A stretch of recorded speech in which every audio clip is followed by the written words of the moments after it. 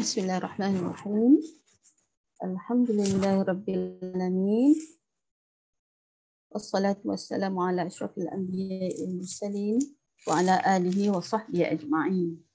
Dengar tak suara Ustazah? Dengar. InsyaAllah dengar. Okey.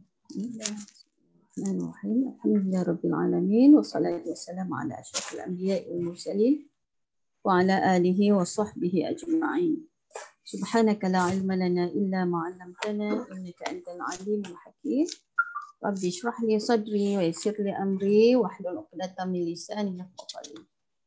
Allahumma shalli wa sallim ala sayyidina Muhammad wa ala alihi wasallam. Alhamdulillah. InsyaAllah kita mulakan pertemuan kita, kelas kita hari ini dengan baca Ummul Kitab Surah Al-Fatihah. A'udzubillahi minasyaitonir rajim. Bismillahirrahmanirrahim. Alhamdulillahirabbil alamin. Arrahmanir rahim. Maliki yaumiddin. Iyyaka na'budu wa iyyaka nasta'in. Ihdinas siratal mustaqim. Siratal ladzina an'amta 'alaihim ghairil maghdubi 'alaihim waladdallin. Amin.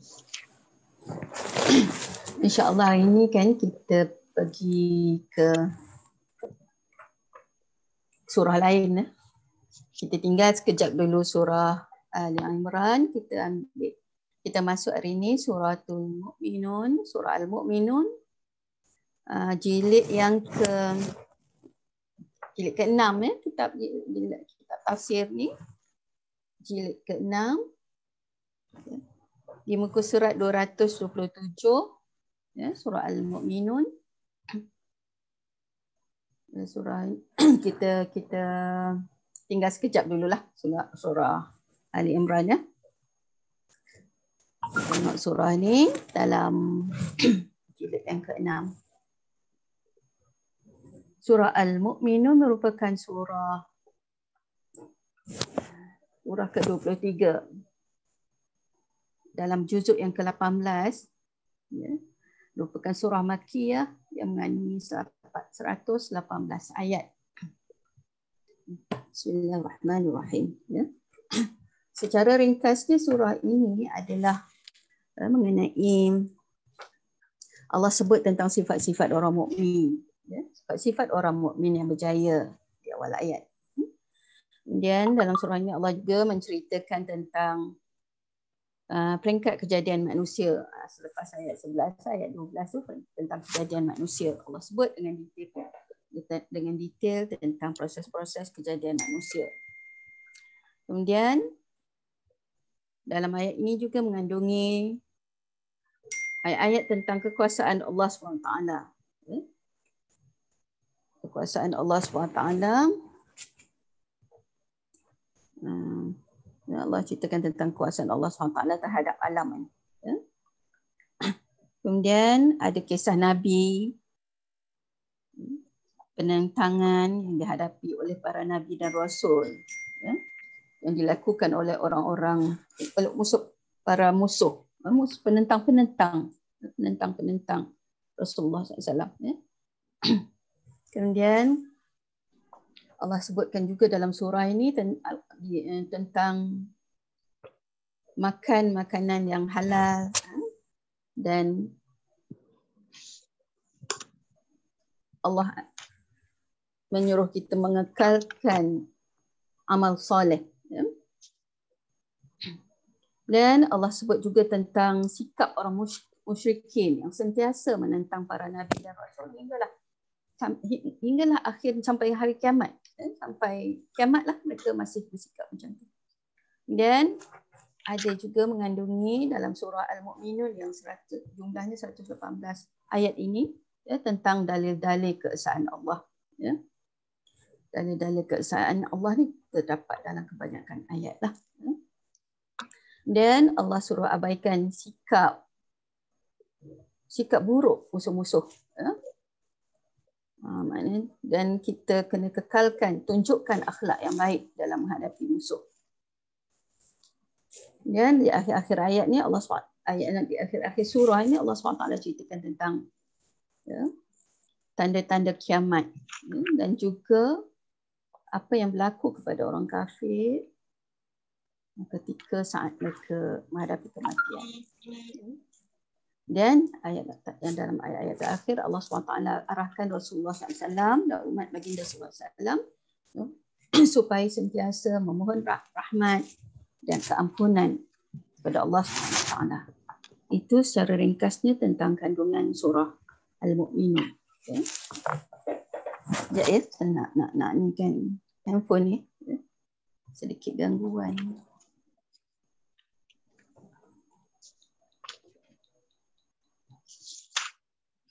Okey. Auzubillahi minasyaitonir rajim. Bismillahirrahmanirrahim. Kita sama-sama tengok ayat. Sama-sama bacalah kan. Auzubillahi minasyaitonir rajim. Bismillahirrahmanirrahim.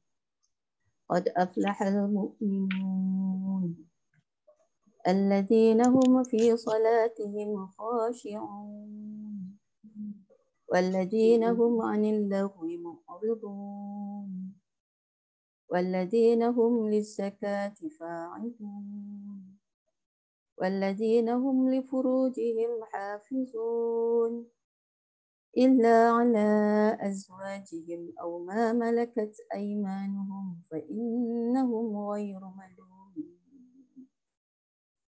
فمن ابتغى وراء ذلك فأولئك هم العادون والذين هم لأماناتهم وعهدهم راعون والذين هم على صلواتهم يحافظون أولئك هم الوارثون الذين يرثون الفردوس هم فيها خالدون.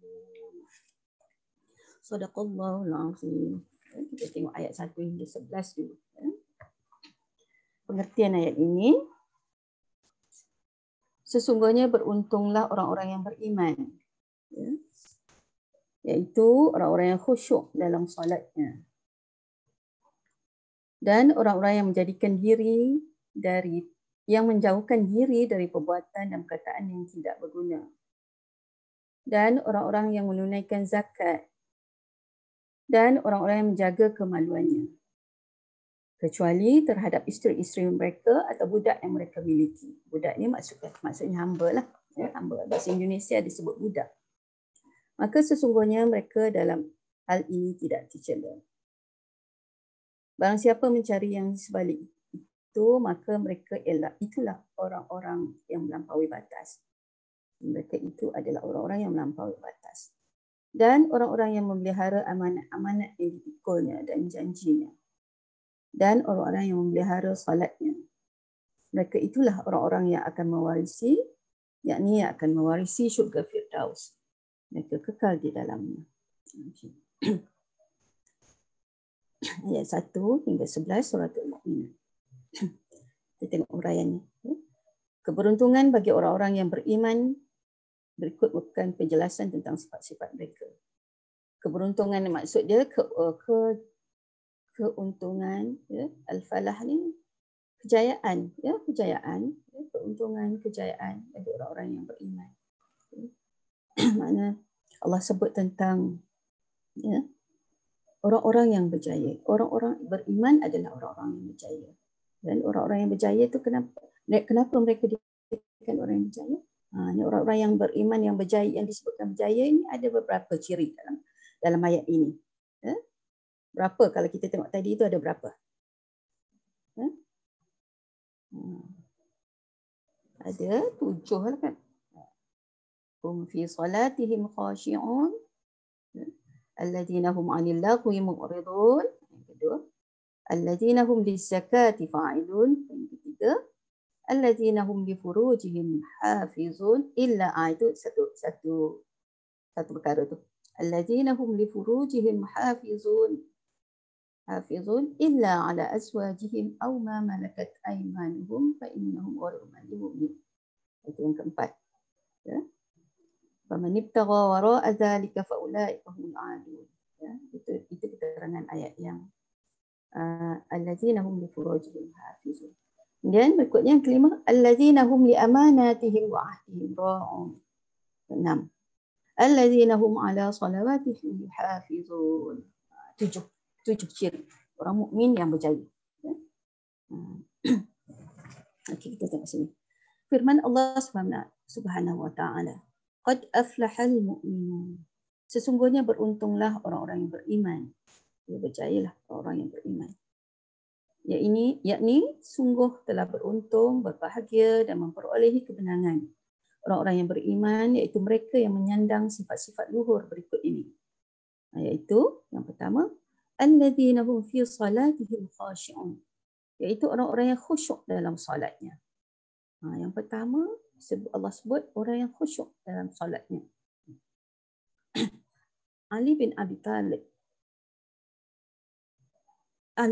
Talha mengutip daripada Ibn Abbas radhiyallahu anhuma berkata, bukan Ali bin Abi Talib, Ali bin Abi Talha berkata, yang dimaksudkan dengan khashi'un, orang-orang khusyuk itu adalah orang-orang yang merasa takut kepada Allah serta memiliki ketenteraman batin di saat melaksanakan solat.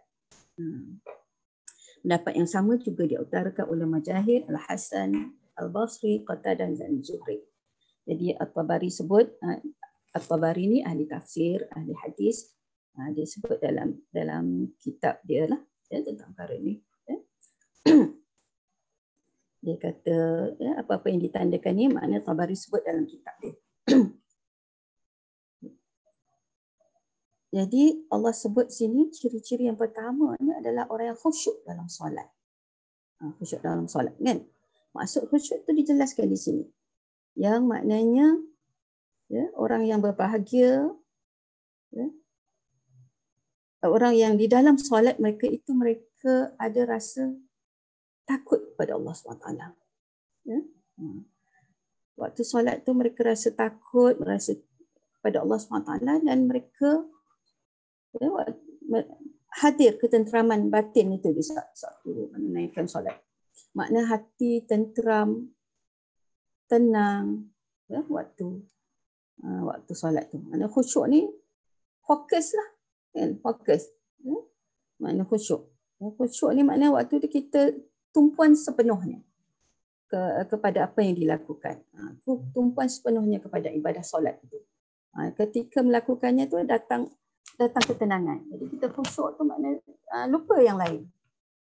Lupa yang lain khusyuk kan. Ada banyak cara lah kan nak khusyuk dalam solat ni. Khusyuk bukan satu yang mudah lah. Kadang waktu solat lah yang paling makna masa itulah nak datang macam-macam perkara. Kan, sedangkan waktu sebelum solat kita mungkin hilang kunci, kita lupa itu, lupa ini, tak ingat nak buat, tak ingat. Bila solat je, Allahu Akbar je, datanglah macam-macam. Banyak perkara yang sebelum ni tak boleh selesai dalam waktu ini sekejap. Itu tak khusyuk. Jadi khusyuk ni maknanya hati tu sepenuh perhatian pada apa yang kita buat. Datang ada ketenangan, ada ketenteraman. Bila dah khusyuk tu rasa tenang, rasa bahagia lah, datanglah kebahagiaan tu. Jadi antara cara nak khusyuk ni, sebab kita kena rukun syarat sah solat tu kena bagi perhatian lah. Kena solat, kena wuduk dengan sempurna. Kemudian kita rukun-rukun solat itu kita faham, dapat buat dengan betul. Anggota dia kena fokus juga. Hati fokus, anggota dua-dua ni kena fokus. Sebab tu dalam solat dia ada syarat sah, ada rukun solat supaya kita solat tu jadi teratur, tersusun. Jadi perbuatan yang sempurna dia akan membantu kepada khusyuk. Kalau solat kita tu tak sempurna, kita ambil wuduk pun tak sempurna, pakai pun lebih kurang aja, pergi tempat nak solat pun duduk tempat yang tak boleh datang khusyuk, pergi tempat orang ramai kan.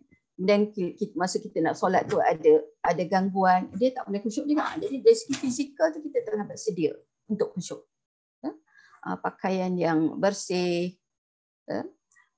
yang bau telekung-telekung, yang bau apa-apa mengganggu jugalah kan, tak jadi khusyuk jugalah. Tempat.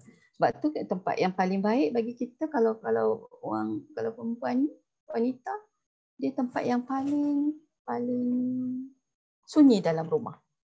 Di ruang, kalau boleh dalam bilik, dan tempat di sudut yang paling ada privacy lah. Nak solat tu sebab apa? Nak datang khusyuk tu lah. Masa tu kita tinggalkan dulu hal-hal lain sekejap. Then kita baca surah An-Nas, Al-Falaq, nak jauh daripada gangguan syaitan. Syaitan ni waktu solat dia datang. Dia lari waktu azan, tapi dia datang balik bila kita azan dah berhenti. Dia ganggu kita waktu kita solat. Jadi kita baca surah tu sebelum kita pergi solat. Dan kita jangan layan sangat rasa-rasa was-was. Rasa was-was tu kadang orang banyak kali angkat takbir pasal apa? Dia was-was lah. Kenapa dia lambat masuk solat, mula solat? Mungkin dia was-was waktu wuduk. Kan? Jadi rasa was-was tu ketepikan. Kita kena anggap was-was tu daripada syaitan. Cepat-cepat letak tangan kan, kita takbir tu cepat-cepat letak. Biar sama. Biar kita tak jauh, biar kita sama dengan imam. Jangan tertinggal. Jangan layan sangat was-was. Nak khusyuk kan? Kita terus tumpukan pada bacaan kita. Bacaan tu kalau seboleh-bolehnya kita faham. Lebih faham, lebih khusyuk lah. Lebih faham, lebih khusyuk. Kita baca Fatihah tu utamanya kan. Kita tahu kenapa kita baca Fatihah dan dalam Fatihah tu apa maknanya ayat yang kita baca tu. Jadi nak datang khusyuk, kena fokus. Banyak lagi lah kan. Diberikan panduan oleh para ulama untuk mencapai tahap khusyuk ni. Jadi kita kosongkan hati dengan segala perkara yang lain. Dan diriwayatkan dari Ali bin Abi Thalib radhiyallahu anhu, dia berkata, yang dimaksudkan dengan khusyuk dalam ayat ini ialah khusyuk hati. Hati tu fokus. Ya? Lupakan segala perkara yang lain. Tinggalkan dulu. Kita kosongkan. Kita jadikan solat itu sebagai satu yang memberikan keperhatian. Ya? Sebagaimana Rasulullah sebut kepada Bilal, surah azan kan. Rehatkan kami dengan solat. Kan? So Bilal azan, kita nak berehat. Dalam solat tu waktu berehat. Sesuailah kita berehat kan. Kita waktu tengah hari zuhur ni, kita berhenti kejap. Kalau waktu kita bekerja kat office tu, waktu inilah kita waktu rehat. Jadi rehat kita anggap pergi solat ini nak berehat. Kita fokus kan. Jadi kita berusaha untuk hadirkan, usaha khusyukkan itu. Dan di halaman 229, Al-Hasan Al-Basri berpendapat bahawa khusyuknya orang-orang yang beriman terletak pada hati nurani mereka. Hati itu yang penting. Oleh kerana itu, mereka dengan sifat khusyuk yang tertanam di dalam hati mampu menjaga pandangan mata mereka dari hal-hal yang diharamkan serta dapat bersikap rendah diri. Khusyuk di dalam solat hanya dapat diraih oleh orang yang mengosongkan hatinya dari hal-hal yang menyibukkan fikirannya dan lebih mendahulukan kepentingan solat daripada kepentingan lain. Pada saat seorang telah mampu mencapai perasaan seperti ini, nescaya solat yang dilakukannya menjadi kegiatan yang mententeramkan hati dan membahagikannya. Perasaan ini dilukiskan oleh Rasulullah SAW di dalam sebuah hadis yang diriwayatkan oleh Imam Ahmad dan An-Nasai dari Anas dari Rasulullah SAW. Baginda bersabda, "Hubbiba ilayya at-tib wan nisa'u wa ju'ilat qurratu 'aini fi shalah." Sabda Rasulullah maksudnya, aku dijadikan mencintai wangi-wangian dan wanita. Diterjemahkan sebagai disebut di sini wanita yang dimaksudkan itu isteri. Dan dijadikan kesejukan mata hatiku di dalam solat. Solat itu jadi qurratu ain, sejuk mata. Sejuk mata ni macam ketenangan lah. Dan solat tu datang ada ketenangan. Jadi disebut di atas saja Hasan Basri kata maknanya dia khusyuk dalam solat. Maknanya akhirnya dia akan melahirkan sifat khusyuk di luar solat. Bila kita fokus dalam solat itu, kita khusyuk, akhirnya dia akan, bila kita tak sibuk dengan hal-hal lain, kita datangkan khusyuk waktu solat tu, kita dapat khusyuk, akhirnya di luar solat akan ada kesannya ke dalam peribadi kita. Maknanya orang yang khusyuk dalam solat maknanya khusyuk itu akan dapat membentuk peribadi dia. Ya? Contohnya jadi sifat rendah diri, tidak sombong. Ya? Jadi khusyuk itu akan akhirnya ada kepada peribadi di luar solat. Ya? Jadi maknanya kalau solat itu tidak dapat mencegah perbuatan keji dan munkar, seperti mana dalam firman Allah kan, inna solata tanha 'anil fahsya'i wal munkar. Sungguhnya solat itu dapat mencegah daripada perbuatan keji dan munkar. Kadang solat tak dapat mencegah perbuatan keji dan munkar. Kenapa? Kerana antara sebabnya tak khusyuk pula. Jadi solat, waktu solat tak khusyuk, waktu solat tu duk fikir benda-benda lain, sampai keluar solat pun maknanya tak ada apa-apa lah. Ya? Jadi tak ada kesan lah pada pribadi. Jadi Rasulullah kata, Rasulullah sangat suka waktu solat. Ya? Waktu solat adalah antara waktu yang membahagiakan. Antara perkara yang membahagiakan kehidupan benda. Ya? Rasulullah suka atib, wangi-wangian, bau wangi kan? Rasulullah suka bau wangi, apa kita kata, bau kasturi itu apa? Mis, dalam bahasa Arab mis kan? Bau kasturi. Kemudian Rasulullah sukalah bau wangi-wangi, nak pergi solat Rasulullah pakai pakaian yang terbaik, bau wangi, disunatkan orang lelaki pergi ke masjid pakai wangi-wangian. Dia Rasulullah suka nisa, wanita yang halal lah. Maknanya Rasulullah suka wanita ni bukan kita jangan bayangkan Rasulullah sallallahu alaihi wasallam seperti mana kita ya, suka wanita tu, sukalah tengok perempuan semua tu kan, halal haram tak jadi masalah. Jadi Rasulullah suka wanita ni menggambarkan Rasulullah suka yang halal lah, isteri. Rasulullah kasih kepada anak anda, baginda kan. Rasulullah suka wanita. Adalah keistimewaan kita sebagai wanita, kelembutannya, kesabarannya kan. Jadi semua tu jadi kesayangan Rasulullah. Jadi kita ingat ini keistimewaan kita sebagai wanita kan. Rasulullah suka mesti ada sebab dia. Dan waju'alat qurratu 'ain, Rasulullah suka waktu solat. Waktu solat tu waktu sangat membahagiakan. Ya? Jadi disebut sebagai kesejukan mata hatiku. Bagi Rasulullah waktu solat itu waktu yang memberikan ketenangan. Ya? Maknanya waktu itu waktu yang sangat membahagiakan. Dan Allah SWT berfirman lagi dalam ayat berikutnya, itu satu ciri pertama tadi, khusyuk dalam solat. Yang kedua, Allah SWT berfirman, walladzina hum 'anil lagwi mu'ridun. Ciri yang kedua, dan orang-orang yang menjauhkan diri dari perbuatan dan perkataan yang tidak berguna. Perkataan yang lara, kita kata lara kan, lara. Walladzina hum 'anil lagwi mu'ridun. Maksudnya menjauhkan diri dari kebatilan yang mencakupi perbuatan syirik, iaitu menyekutukan Allah, maksiat, berikut segala perbuatan dan perkataan dan perbuatan yang tidak bermanfaat. Makna lagwa ni segala perkara yang tidak memberikan manfaat, perbuatan ataupun perkataan. Ya? Jadi termasuklah perbuatan-perbuatan syirik. Itu yang lagwa yang sangat besar lah. Sangat besar kesalahan dia lah. Kelalaian, kecuaian, perkara yang tidak memberikan manfaat yang paling besar sekali adalah syirik. Menyekutukan Allah. Dan maksiat, lakukan dosa kecil, dosa besar. Itu semua perkara lara. Kadang kita kata lara ni, lara maksudnya tidak berfaedah.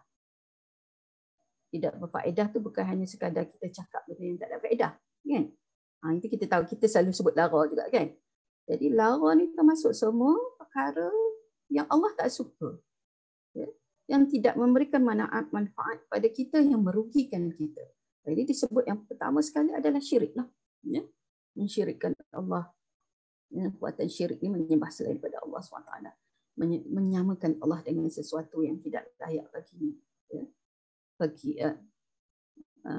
Selain daripada menyembah berhala, memuja keramat, pergi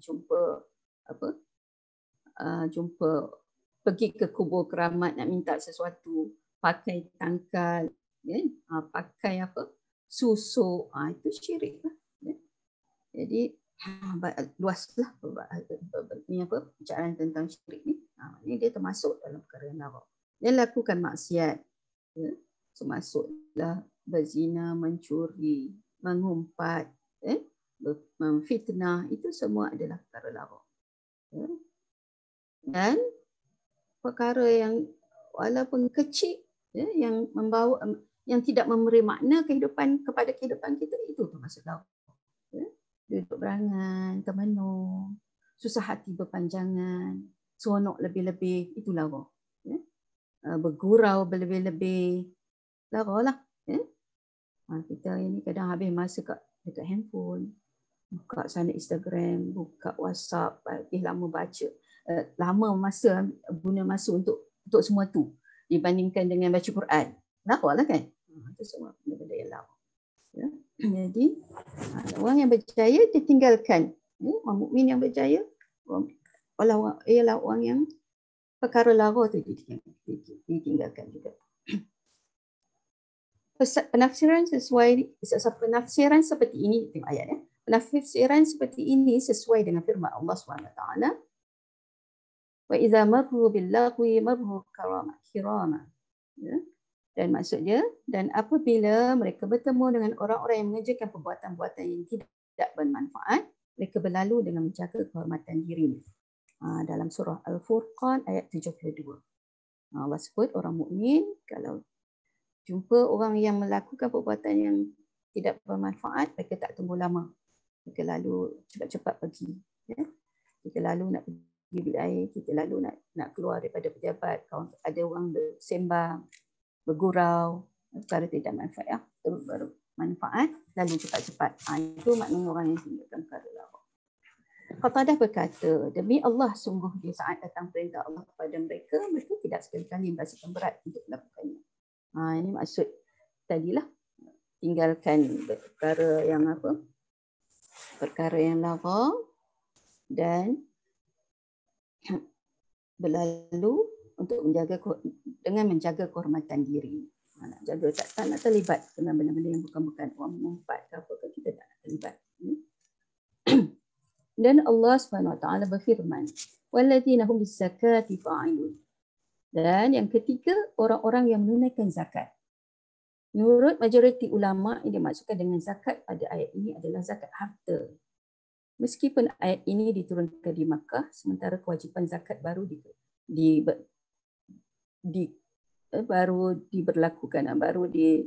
diwajibkan di Madinah. Jadi diturunkan ayat tentang zakat ini di Madinah. Tapi ya, kewajipan zakat ayat ini adalah maknanya berkaitan dengan zakat harta.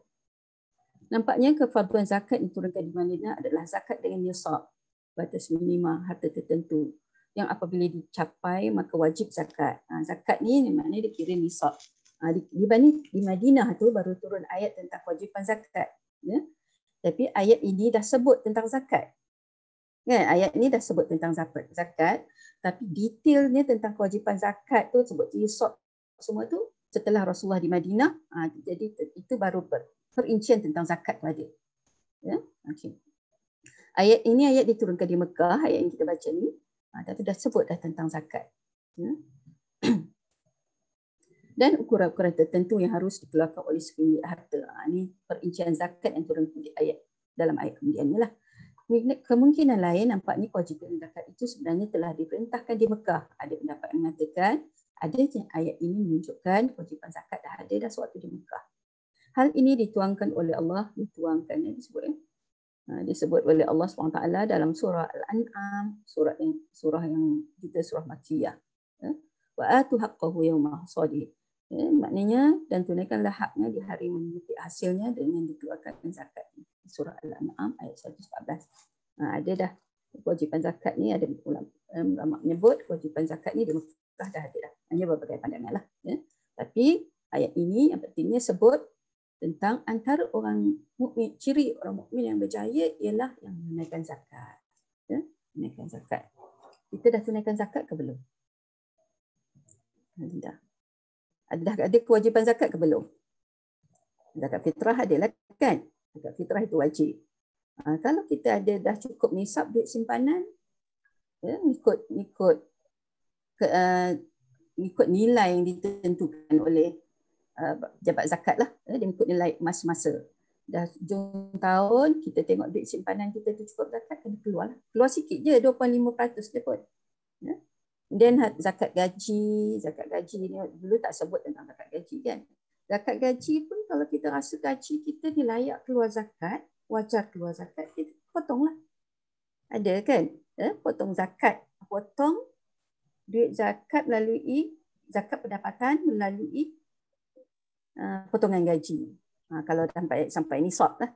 Ya? Kalau ya lah. Jadi kita baik keluar zakat. Kita tunaikan apa? Ganti zakat tu dalam kehidupan kita hari ini. Cukai pendapatan. Bila tunai zakat, kita dapat pelepasan cukai pendapatan. Baiklah tunai zakat kan? Boleh dapat pelepasan. Itu zakat. Zakat ni sebagai salah satu cara membersihkan diri. Membersihkan harta. Supaya harta kita tu berkat. Tunaikan zakat. Barang kemas pun ada kewajipan zakat. Ada pendapat mengatakan kalau pakai tak payah keluar zakat. Tapi kalau pakai banyak-banyak tu, semua orang pakai banyak tak nak keluarkan zakat, untuk Allah mengetahui niat kita. Jadi kita rasa kita layak keluar zakat, keluarkanlah. Ada kemungkinan pula kemungkinan pula yang dimaksudkan dengan zakat dalam ayat ini adalah zakat jiwa, iaitu membersihkan hati dari syirik dan kotoran-kotoran batin. Zakat ni maknanya bersih kan. Maka seperti ini sangat sesuai dengan firman Allah SWT, qad aflaha man zakkaha wa qad khaba man dassaha. Jadi orang yang berjaya tu orang yang bersihkan jiwa. Jadi ulama mengatakan tadi menunaikan zakat yang disebut zakat harta, dan juga boleh difahami dengan maksud zakat di sini ialah orang yang membersihkan jiwa. Sesungguhnya beruntunglah orang-orang yang menyucikan jiwa, dan sesungguhnya rugilah orang-orang yang mengotorinya. Sesuai dengan ayat qad aflaha man zakkaha wa qad khaba man dassaha. Jadi ciri kejayaan orang-orang berjaya yang kedua, mukmin yang berjaya yang kedua ialah menyucikan jiwa. Ada kata tunaikan zakat secara fizikalnya, dan ada kata bersihkan jiwa. Dua-dualah. Wajib keluar zakat, kita keluarkan zakat. Di situ ada tanda kita memahami hak kita sebagai orang yang menerima rezeki lebih daripada Allah, dan memahami hak orang lain yang tidak mampu. Kan? Itu zakat fizikal. Dan menunaikan zakat. Bila disebut menyucikan jiwa, itu kewajipan setiap orang lah. Jadi orang yang menyucikan jiwanya itu dia adalah orang yang berjaya di sisi Allah SWT. Saya bertanya sikit. Siapa nak tanya? Ini. Ya. Zah boleh ulas sikit beza zakat dengan sedekah? Lain ke ataupun? Zakat dengan sedekah. Sedekah dia zakat dia sedekah juga. Sedekah wajib. Sedekah ni kita memberikan harta kita kepada orang lain. Harta yang Allah berikan kepada kita, kita beri kepada orang lain. Jadi sedekah ni ada sedekah sunat, ada sedekah wajib. Zakat sedekah wajib. Kalau sedekah sunat tu kita bagi sedekah biasalah. Kita infakkan sebahagian daripada kita kan, kita sedekah ke orang, sedekah duit kan. Kita sedekah, kita sedekahkan kepada sesiapa sajalah, dan keutamaan sedekah ni kepada ibu bapa, kaum kerabat, anak yatim, orang miskin. Itu keutamaan sedekah. Benda yang sunat. Keutamaan kepada sedekah yang sunat. Sedekah wajib, zakat, yang lain tu secara umum ni sedekah lah. Sunat lah. Zakat wajib lah. Dalam sunat tu, dalam sedekah yang sunat tu ada juga di situ wakaf. Sedekah yang sunat. Jadi kita beri tu kerana kerelaan kita. Bukan diwajibkan kepada kita untuk memberinya. Itu nama sedekah. Kalau zakat tu sedekah yang kita beri kan, kita beri tapi wajib. Tak ini. Confusion. Saya nampak. Nampak anda cuma nak tahu zakat tu mesti maksudnya mesti dilakukan pada zakat Selangor je ke maksudnya macam tu. Sebab kan yang terbaiknya kita beri secara sistematik itulah lembaga zakat. Sebab dia akan kumpulkan semua harta, semua zakat orang ramai, dia akan kumpulkan, dia agihkan kepada secara menyeluruh. Walaupun kita boleh nak bagi kepada kita orang miskin, kan? Orang miskin kepada ada 8 asnaf. 8 asnaf zakat tu. Boleh kita bagi pada orang miskin, orang musafir, orang yang menanggung hutang, beban hutang, boleh kita bagi. Tapi yang terbaiknya bagi pada lembaga zakat lah. Sebab dia yang wajib menguruskan tentang zakat ini, mengutip dan mengagihkan. Sepatutnya lembaga zakat agih dengan adil lah. Ya. Itu lebih berkesan. Sebab zakat dia menyelesaikan masalah ekonomi secara meluas. Walaupun begitu tak ada, boleh kita nak bagi, kan? Kita orang miskin, adik-beradik kita, adik-beradik, kan? Adik-beradik yang paling dekat dengan kita lah yang utamanya. Boleh kita nak bagi. Orang yang kita yakin, kan? Boleh bagi zakat. Dalam keadaan sekarang ni, kita boleh bagi derma. Derma tu tadi sedekah, boleh bagi zakat. Itulah. Maknanya kalau nak ikut kewajipan sebenarnya zakat ni dikutip oleh orang yang pihak berwajib lah. Lembaga zakat tu.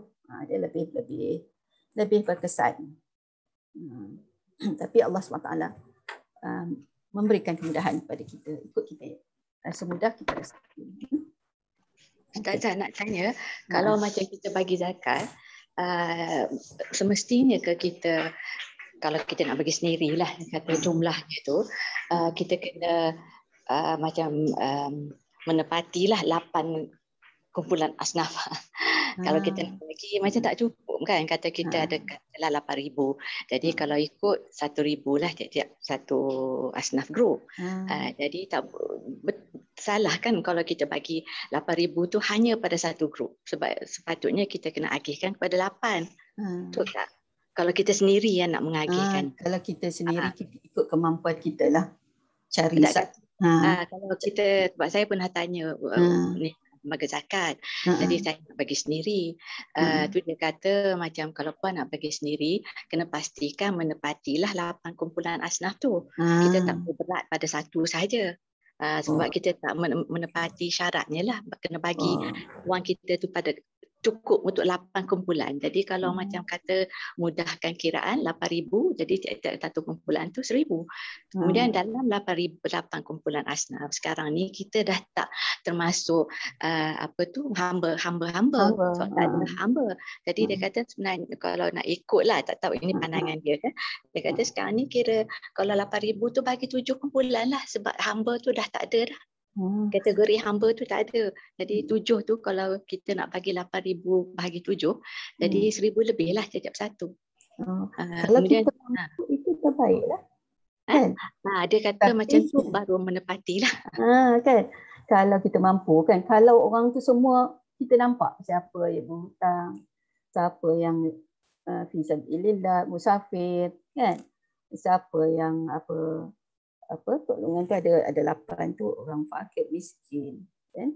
Orang yang fisabilillah, orang berhutang, orang musafir, lagi hamba, satu lagi Amil pun ada juga. Amil. Kalau sebenarnya kalau kita buat sendiri agak sukar nak cari betul. Kan? Tak dapatlah mampu. Kalau kita bagi kat pejabat zakat, dia mungkin boleh buat macam tu. Dia pun tak pasti juga tu boleh ni kan. Tapi sepatutnya macam tu lah. Dia ada senarai dia kan. Jadi kan, dia bagi tahu saya lah, seeloknya kami hanya benarkan puan dapat 1/3 balik. Jadi kalau kita kira 8 lah. Kalau 8 tu jadi dia kata eloknya puan boleh bahagi untuk 3 kumpulan. Yang 5/8 tadi kalau kita kira sebagai 8 kumpulan. Jadi saya dibenarkan 3/8. 5/8 kena bagi pada lembaga zakat Selangor juga. Ini peraturan yang tak tahu. Dia kata saya dia bagi benarkan 3/8 lah.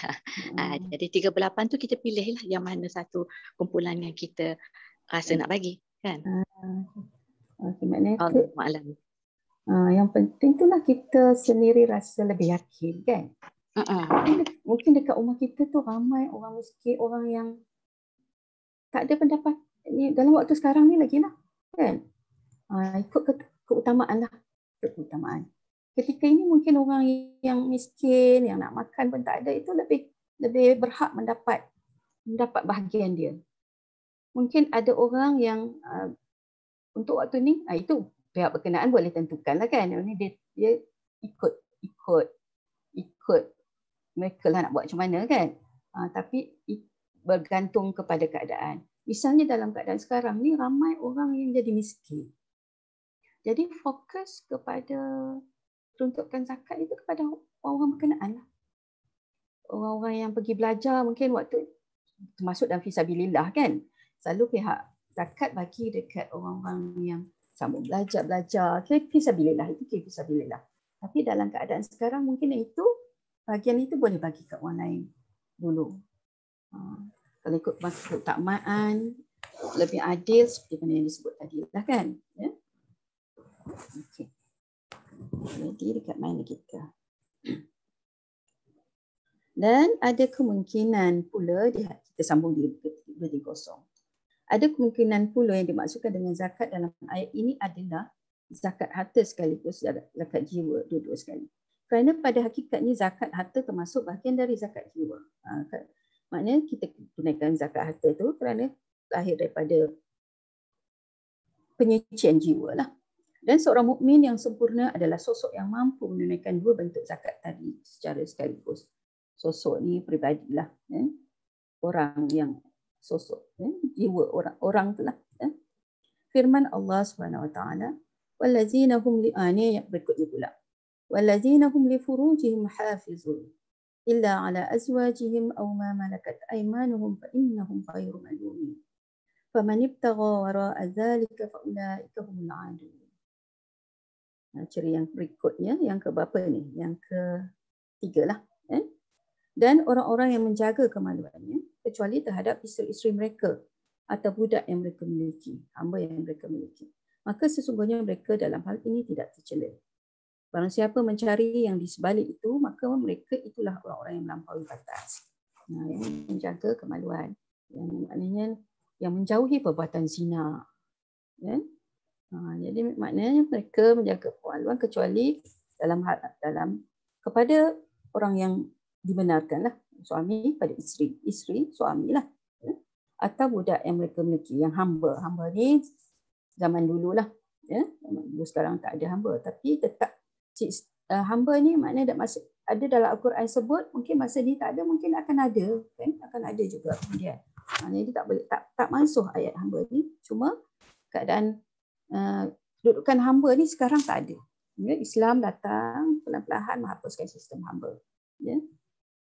Jadi dalam di awal permulaan Islam dulu, para sahabat pun adalah hamba-nya kan, dan mereka lama-lama dibebaskan.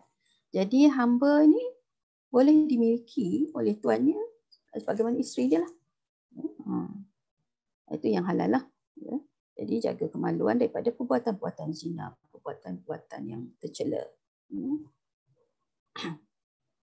Siapa yang mencari di luar, mencari yang di sebalik itu, maka mereka itu adalah orang yang melampaui batas. Maksudnya orang-orang yang memelihara kemaluannya dari segala sesuatu yang diharamkan sehingga tidak terjerumus ke dalam perzinaan, pola pergaulan bebas dan homoseksual. Imam Ibn Katsir dah sebut, dan homoseksual yang dilarang oleh Allah. Mereka tidak sudi melakukan persetubuhan kecuali kepada isteri yang Allah halalkan bagi mereka. atau kepada hamba sahaya wanita yang mereka miliki. Masuklah di sini homoseksual, lelaki sama lelaki, perempuan sama perempuan. Itu perbuatan-perbuatan yang apa zina, ya. Zina juga lah.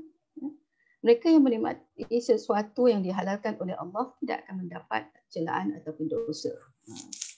Sebab Allah dah bagi kepada manusia cara bagaimana makna nafsu itu dilayan, ditangani.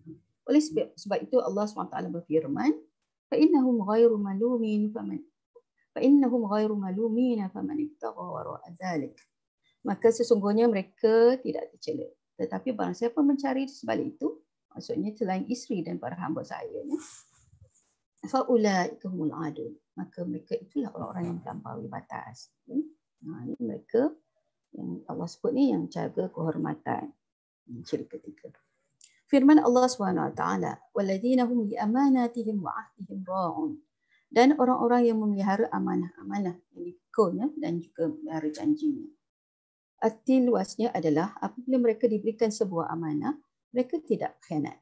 Mereka malah menunaikannya dengan menyampaikan amanah tersebut kepada orang yang berhak menerimanya. Apabila mereka berjanji, mereka selalu menepatinya. Gambaran sifat mereka tidak seperti sifat-sifat orang munafik yang dijelaskan oleh Rasulullah sallallahu alaihi wasallam dengan sabdanya, ayatul munafiqi salas, idza haddatha kadzaba wa idza wa'ada ahlafa wa idza tumina khana. Tanda-tanda orang munafik ada 3, iaitu apabila ia berkata, ia selalu berdusta. Apabila ia berjanji, ia selalu mengingkari, dan apabila ia diberikan amanah, ia selalu khianat. Ini maknanya Allah sebut ciri yang berikutnya adalah orang yang amanah dan menunaikan janji. Diikutkan amanah, diberikan tanggungjawab, dibuat sebaiknya. Ya? Termasuk semualah, setiap orang kullu ra'in. Setiap orang adalah pemimpin. Ya? Kullu ra'in mas'ulun 'an ra'iyyatihi. Setiap orang akan bertanggungjawab terhadap apa yang dipimpin. Kita sebagai isteri, sebagai wanita, sebagai anak, sebagai ibu, ada tanggungjawab kita di situ. Tunaikan sebaiknya. Itu dan berharap amanah itu termasuk orang yang berjaya. Pemimpin, setiap orang adalah pemimpin. Lagi besar tanggungjawab sebagai pemimpin, lagi besar amanah dia. Lagi besar amanah yang dia pikul tu lah. Lagi besar kedudukan, lagi besar amanah lah. Ya? Lagi besar amanah yang dipikul. Jadi orang yang tidak menunaikan amanah itu maknanya orang yang gagal lah. Jadi Allah sebut ni orang-orang yang berjaya, yang beruntung. Jadi amanah itu dilaksanakan sebaiknya. Bila janji juga tidak boleh khianat. Kalau tidak menunaikan amanah, tidak berjanji tapi mungkir, itu termasuk dalam orang yang munafik lah. Tidak termasuk dalam golongan orang yang berjaya. Dan firman Allah SWT, وَالَّذِينَ هُمْ عَلَى صَلَوَاتِهِمْ يُحَافِظُونَ. Dan orang-orang yang memelihara solatnya. Maksudnya adalah mereka selalu membiasakan diri melaksanakan solat pada waktunya. Penafsiran ini sesuai dengan hadis Ibnu Mas'ud bahawa ia berkata, aku bertanya kepada Rasulullah SAW, wahai Rasulullah, amal perbuatan apa yang paling disukai Allah? Rasulullah menjawab, as-salatu ala waqtiha. Solat pada waktunya. Kan? Pada waktunya. Solat pada waktu ni, kita solat dalam waktu dia lah. Sebaik-baiknya di awal waktu. Solat bukan pada waktu je tu, maknanya waktu lain nak qada. Itu bukan pada waktunya. Aku kembali bertanya, kemudian amal perbuatan apa lagi? Dia menjawab, birrul walidain, berbakti kepada orang tua. Ini tadi nak sebut tentang ciri yang berikutnya, orang yang jaga solat. Jaga solat ni jaga solat, sempurnakan solat kita. Solat yang ikut rukun sahnya tu. Kemudian solat ini dilaksanakan pada waktunya. Ya. Pada waktu-waktu sebaiknya pada awal waktulah, pada waktunya. Ya. Bukan qada, kan waktu solat asar dilakukan pada waktu maghrib, solat qada itu bukan pada waktunya lah. Jadi setiap solat tu ada waktunya sendiri.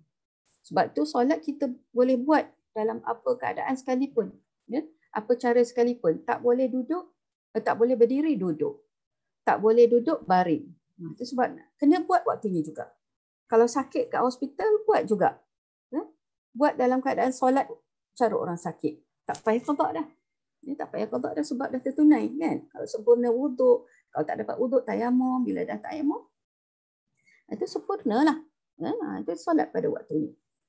Waktu isyak dan waktu subuh pada waktu subuh lah.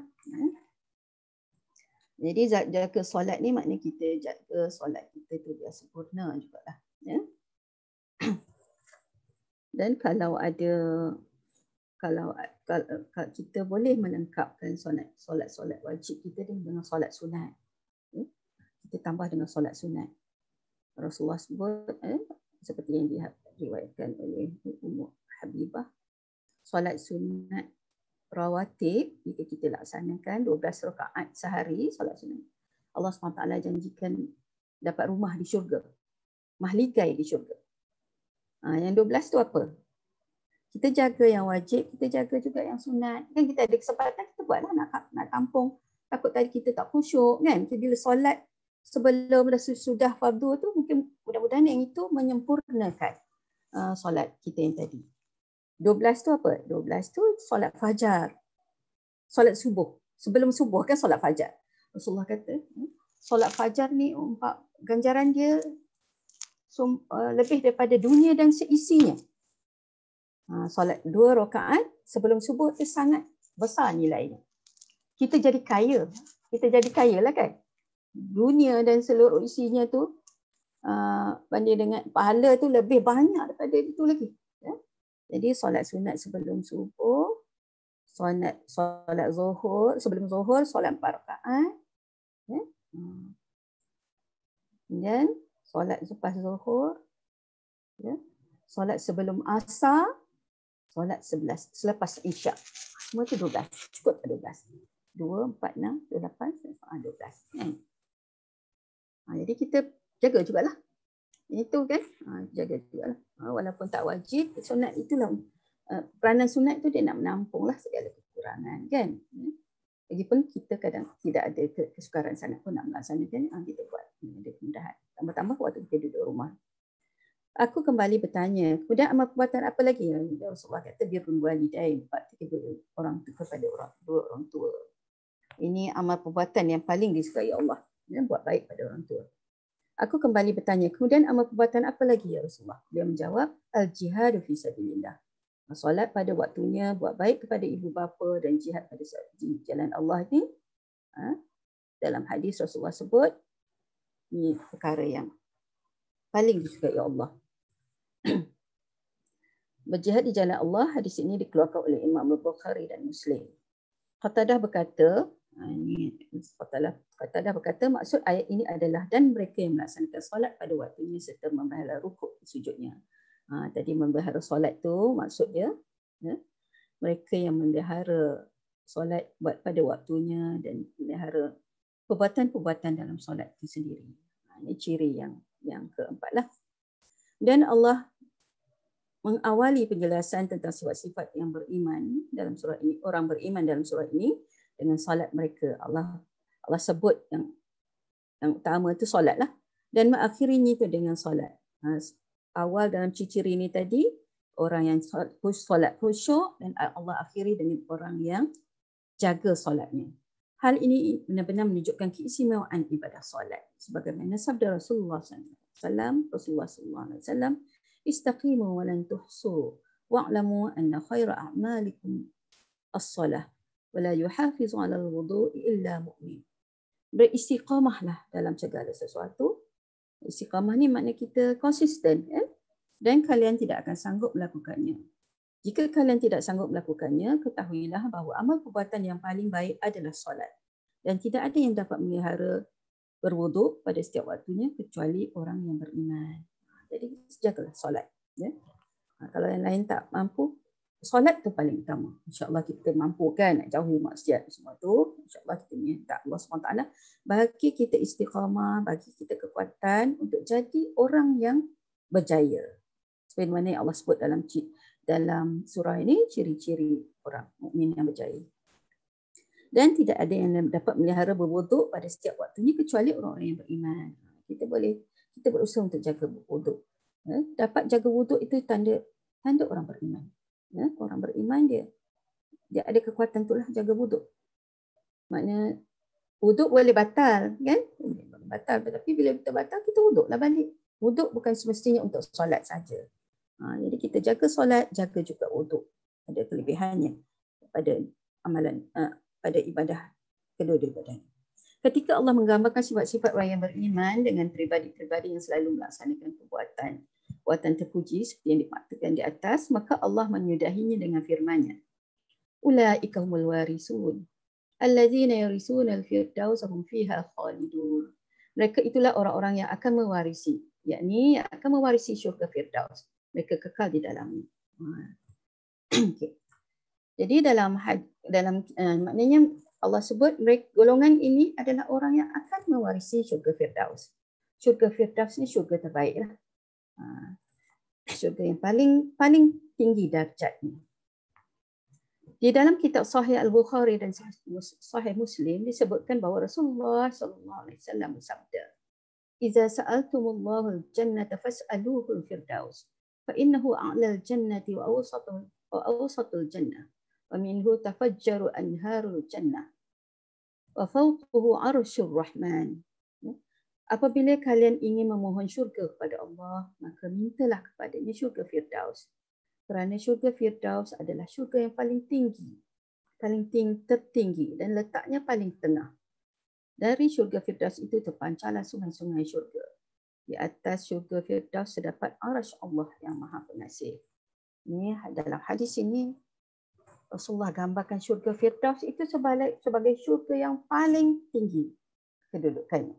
Jadi kita disuruh kalau nak minta syurga Firdaus.